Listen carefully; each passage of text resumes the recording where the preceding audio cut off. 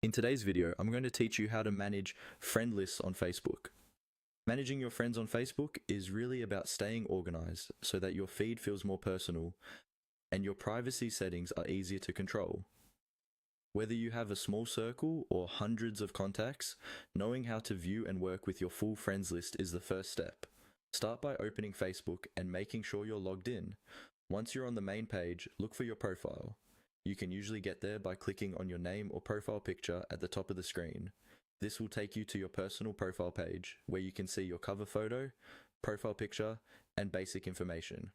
From your profile page, look for the section that shows your friends. On many layouts, you'll see a Friends tab or a small preview showing a few profile pictures of your friends.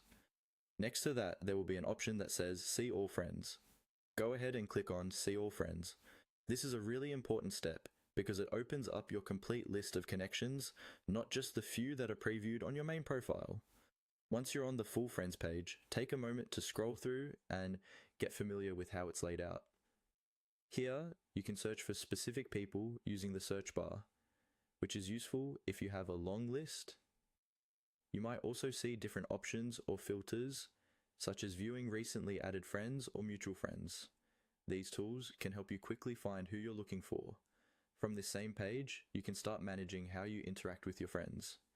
For example, you can click on a friend's name to go to their profile, where you may find options to adjust how often you see their posts, or to organize them into specific friend categories if you use lists or custom privacy settings.